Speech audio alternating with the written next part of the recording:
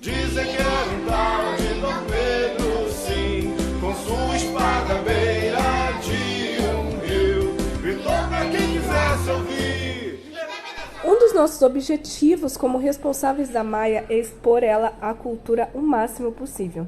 Desta vez, nós a levamos para o Teatro do Clubinho. É a segunda vez que a Maia vê um espetáculo. E como vocês podem ver, o Teatro do Clubinho, que fica ali no Norte Shopping, em Londrina, é extremamente lúdico e um espaço preparado para as crianças.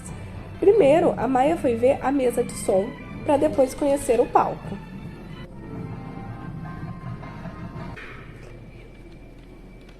A Maia assistiu o teatro do início ao fim. Eu não sei se ela entendeu bem a história, mas ela interagiu e ela se divertiu muito assistindo. O espetáculo foi apresentado pela companhia EB de Teatro aqui de Biporã. Para quem perdeu no domingo, tem uma nova apresentação amanhã, quinta-feira, às 19 horas. O evento é gratuito. E se você também é responsável por uma criança, o meu conselho é leve-o. É muito importante que as crianças tenham acesso à cultura o mais jovem possível. Para assistir Dom Pedro, Um Sonho de Liberdade, baixe o aplicativo do Londrina Norte Shopping e garanta já o seu ingresso.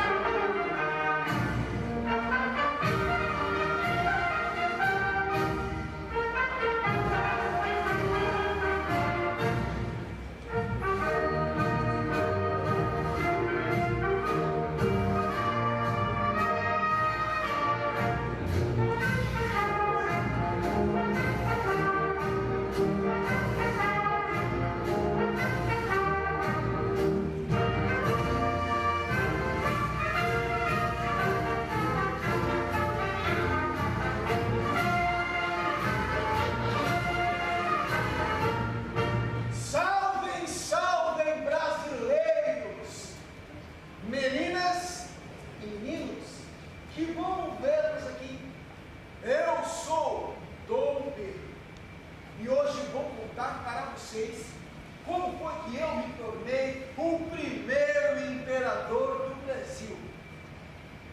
Esta história está escrita neste livro. Como vocês podem perceber pela poeira, é uma história muito antiga. Ela não começa com "era uma vez", mas está cheia de príncipes, princesas, reis, rainhas e muitas aventuras. É a história da minha família, a família real portuguesa.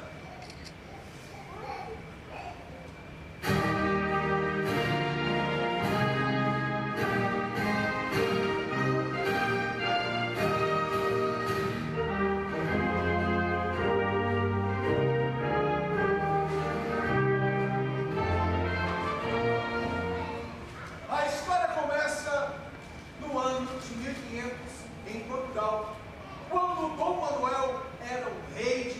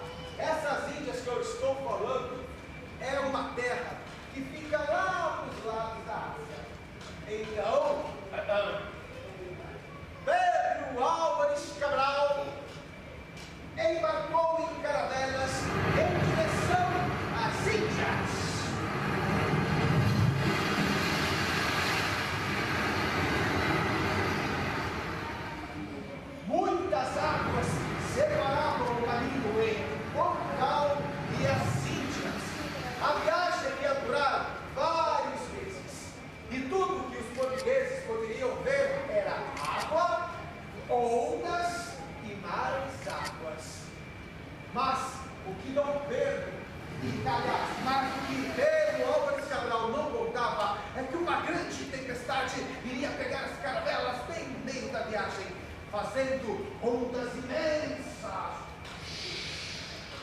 fazendo as caravelas balançarem de um lado para o outro.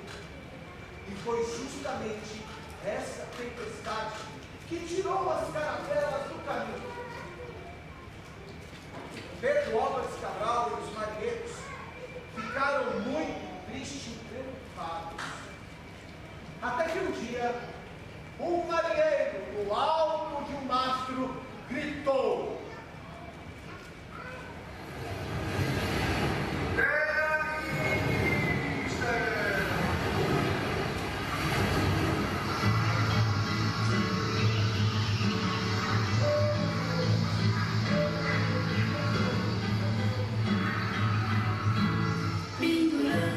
Pindorama, é um transplante de Cabral.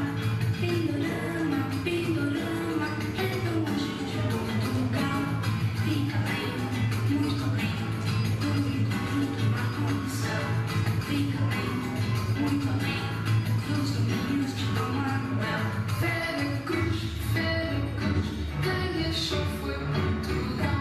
Veracruz, atrás do Monte Pascoal. Dia 22 de abril, nosso viu, descobriu toda a terra do Brasil. Finalmente, Pedro Álvares Cabral e os marinheiros estavam salvos. Eles avistaram um monte, e depois do monte, uma ilha, a qual deram o nome de Ilha de Veracruz. Então, Cabral e os marinheiros remaram, até que chegaram à praia. E quando chegaram na praia, perceberam que a areia era preta e fininha. Tinha palmeiras enormes e uma floresta imensa, com árvores que eles nunca haviam visto antes. Mas o que mais chamou a atenção de Cabral foram eles, os índios.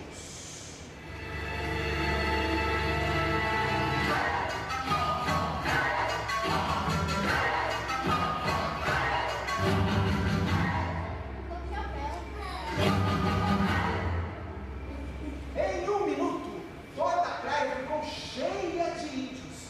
E eles eram homens muito grandes e fortes.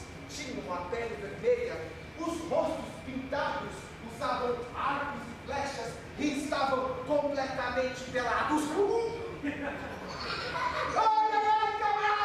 Cabral, olha só, os índios estão todos pelados. Ai, não vai ter pecado, é feio, eles estão pelados. Mas o que mais chamou a atenção de Cabral não foi os índios pelados, foi quando ele descobriu que aquilo não era uma ilha, era um país, e que este país era imenso e não tinha dono. Quer dizer, tinha os índios, mas eles venderam para os queridos.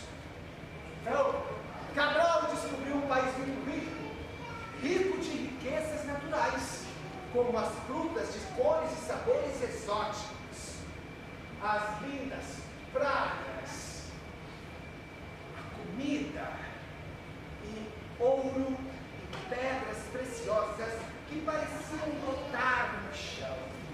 Então, Pedro Álvares Cabral descobriu o Brasil. Viva o Brasil!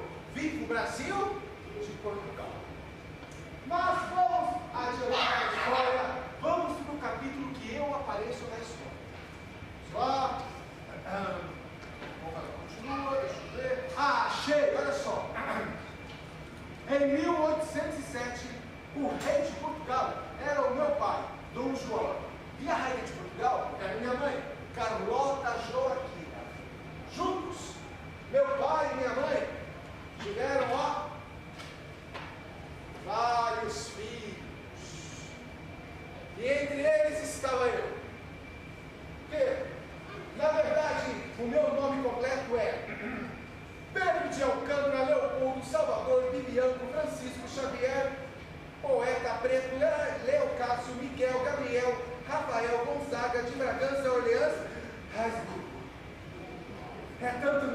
ter que ir. Tudo ia bem lá em Portugal com a minha família. Até que um dia, um general francês, baixinho, invocado, nervoso, resolveu atacar Portugal. E o nome desse francês era Napoleão Bonaparte.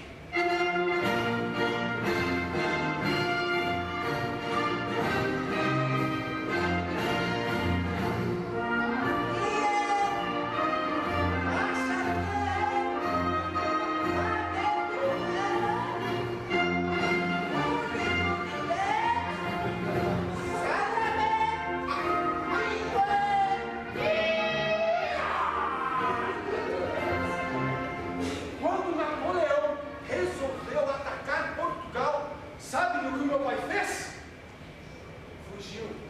Reuniu todo o pessoal, toda a realeza de Portugal e gritava desesperado: fujam, fujam, Napoleão está chegando! Peguem os móveis, peguem os tesouros, peguem os tapetes e peguem as fraldas! Não esqueçam as fraldas, elas são muito importantes, as fraldas. Eu mesmo preciso de uma fralda, pois estou todo cagado. Peguem de Napoleão! E assim, toda a minha família e a corte portuguesa se mudou para o único lugar que Napoleão não poderia encontrá-los. Mudamos para o Brasil. Fujam!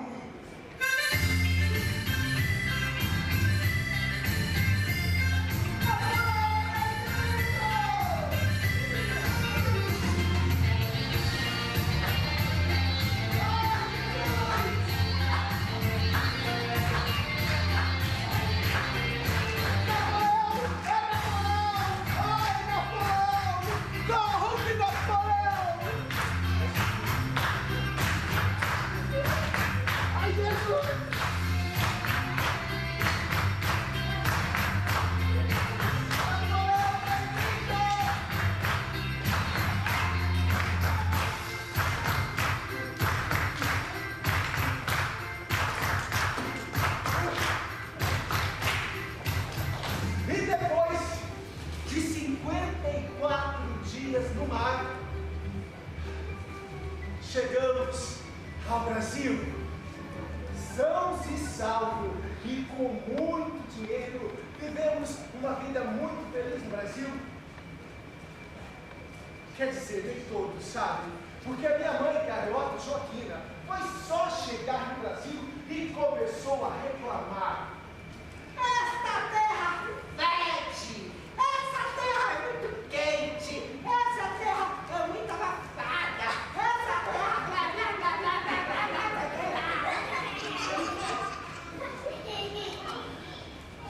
Minha mãe não via a hora de voltar para Portugal. Mas meu pai, apaixonado pela comida brasileira e com medo de Portugal, não queria nem saber de voltar. Bom, eu cheguei no Brasil com 9 anos e logo me apaixonei por este país. Aqui eu podia ser livre, correr, brincar, pular com os garotos da minha idade. Depois passou o tempo e eu cresci. Eu cresci. E quando eu cresci eu tive muitas namoradas. Afinal, todas as meninas queriam conhecer e namorar um príncipe português da paz. Mas eu não fui tão fácil assim. Eu não dei muita moral. Afinal, por que eu iria me amarrar a uma menina se todas elas queriam ganhar o coração do imperador?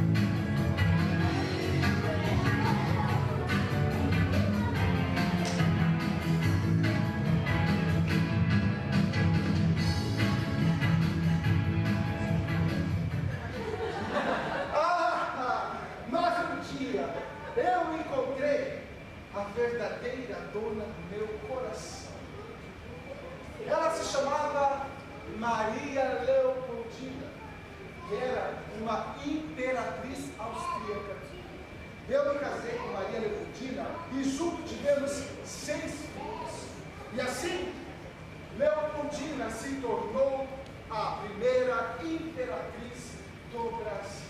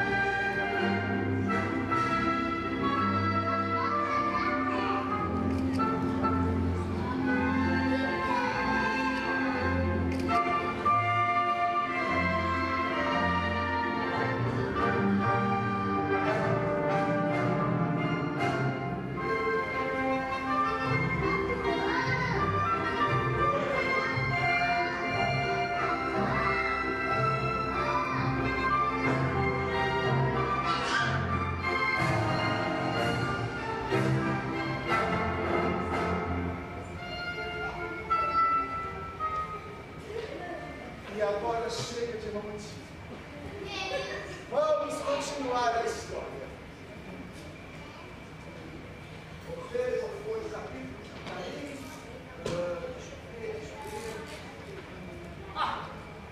Em abril de 1824, Napoleão já havia sido derrotado. Então, os portugueses começaram a exigir que meu pai voltasse para Portugal. Muito contrariado, meu pai aceitou voltar. Já minha mãe que está me abrindo perfume de alegria, ela gritava: dessa terra eu não quero levar nem o pó dos sapatos.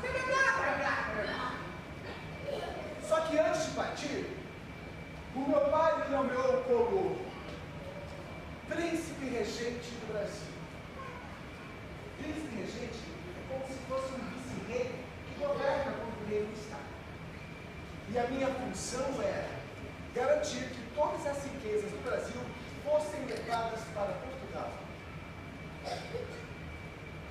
Essa história de que as riquezas do Brasil deveriam ir para Portugal não caía bem, não entrava na minha cabeça.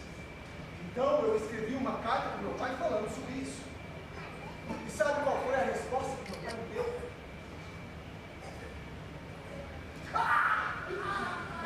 Pedro, seu moleque! Volte imediatamente para Portugal!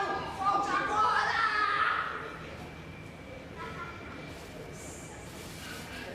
E agora? Os portugueses querem que eu vá. Os brasileiros querem que eu fique. Dividido entre dois países. E agora? Eu vou ou fico? Eu vou. Não. Eu fico. Então, depois de muito pensar, eu tomei a minha decisão.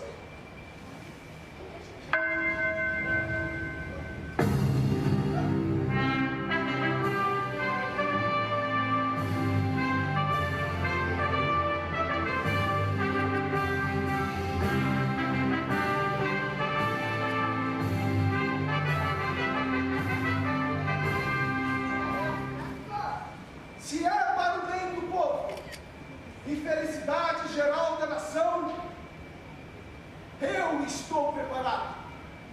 Digo ao povo que eu fico!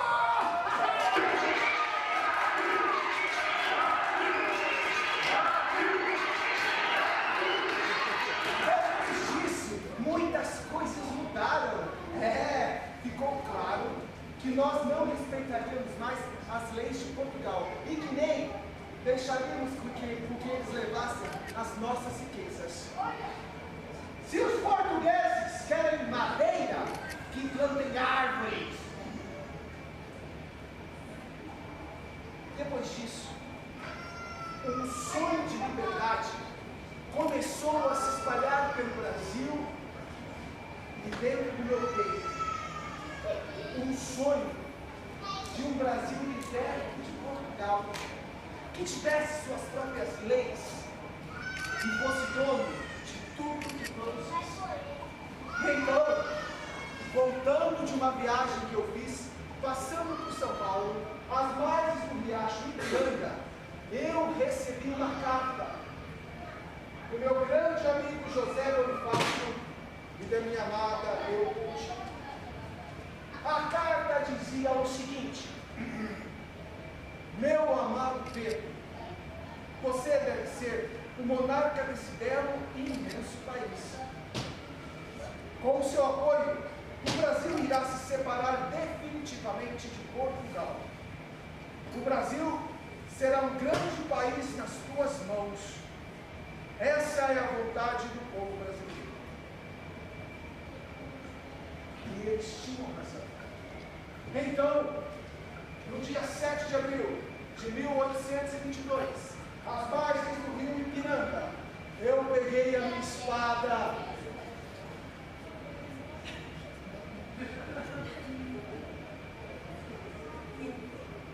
Só agora que eu percebi. Trouxe minha espada. Mas onde está essa espada? Ei, criançada, levanta, todo mundo, levanta. Me ajudem a procurar. A espada está por aqui. Vamos procurar a espada. Por aí.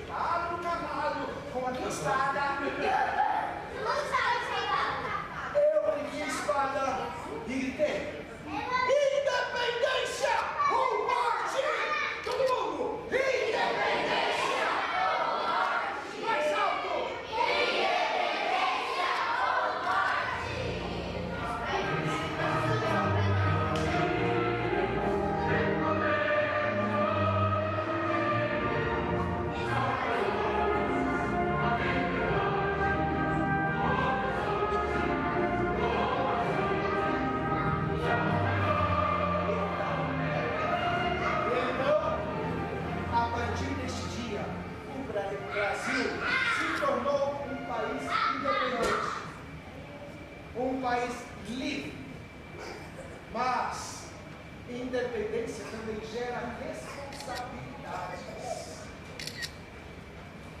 Responsabilidade de amar o seu país, amando o seu semelhante, cuidando da natureza e do meio ambiente. E assim, caros meninos e meninas, o Brasil se tornou um país livre. Agora já é hora de eu voltar para o livro. Porque os personagens da história do Brasil vivem em livros. Ou então, na mente de cada um de vocês. Por isso, nunca se esqueçam da história do nosso país. Principalmente do capítulo da independência. Povo brasileiro,